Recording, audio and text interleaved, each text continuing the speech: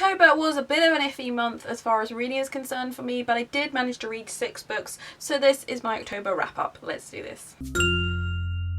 First up this month, I read Yeonmi Park's In Order to Live. I got this after going to the vloggers event at Penguin for the release of it, and I absolutely loved it. It's basically about this young woman, obviously named Yeonmi Park, and it's about her escape from North Korea and her life since she has left there. It's incredibly emotional, but I absolutely loved it. I've actually done a full review video of this, which you can watch here, and I really cannot recommend this book enough. Next up this month, I also read Fuck This Journal by Dale Shaw. I'm not gonna lie, I gave this half a star, and that was being generous. I just do not see the point to this book. It is basically the antithesis of Wreck This Journal and all those kind of creative journal books, and I hated it so much. It's basically just taking the piss out of them all. So like, for example, this one, free page, fill up this page with anything you fancy, and then of course the entire page is filled up. But that's what the entire book is like, and it just comes across like, I get it's meant to be satirical and funny, but it's honestly just not funny, and I just really don't see the point in this book whatsoever. It's just yeah. Next up, I read the first volume of Kill Shakespeare by Anthony Del Cole and Conor McCreary. I was actually really disappointed in this book. I gave it only 3 out of 5 stars, and the storyline was just, it wasn't that great. I did think the colouring was really great. I don't know how well you can see it, but it's really vibrant, and I really loved that part of it. And I also, from just like a Shakespeare nerd's point of view, I really loved the little quotes in there that were obviously from his works, and just the use of language that sort of referenced certain parts of his works. I really liked that side of it, but the story itself was kind of iffy, and I didn't really like the drawing style.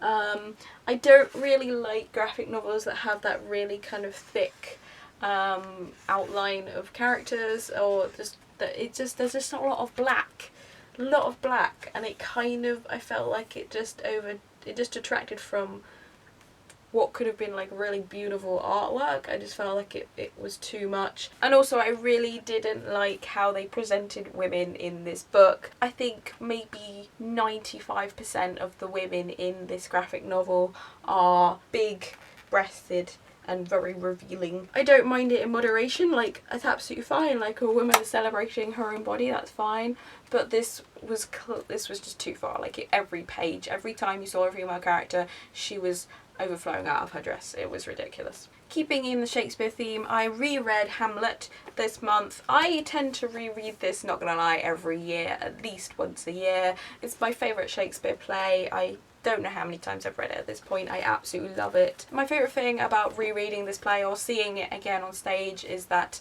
every time I see it or read it, I see a different side of the character that I hadn't seen before, and I love that. This play is just so brilliant. Every time I read it, it's just totally different to the previous time. I love it. I love this play so much. Seriously, it's amazing.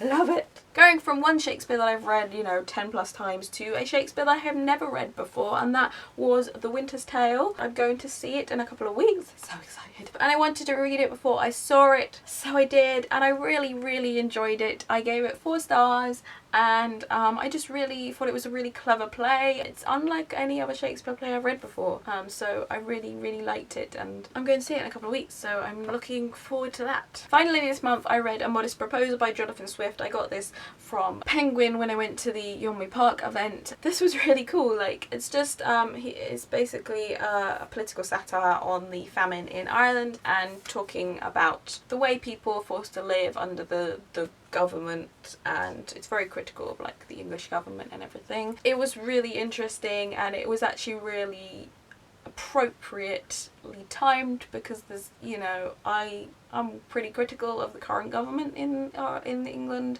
and a lot of the stuff that I read in this, I thought, wow, this is like really appropriate, because yeah, a lot of people are going through, I mean, obviously not quite to the extreme that the famine in Ireland was, but there's a lot of stuff that I read in this, I thought, wow, this is just so politically appropriate right now. Yeah, it was really interesting read.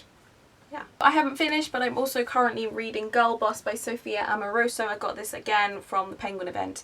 I'm loving it. I'm not gonna lie, I'm only about 55 pages in, but I absolutely love it. It's one of those really kind of empowering books, and whenever I finish reading a little bit, I'm always like, wow, I want to go take on the world. It's absolutely awesome, and I cannot wait to read the rest of it. So that is it for my October wrap up. Also this month I actually hit 400 subscribers on my channel, and to thank you all for that, because I'm just overwhelmed that, you know, anyone wants to watch me talking about books, let alone 400 of you.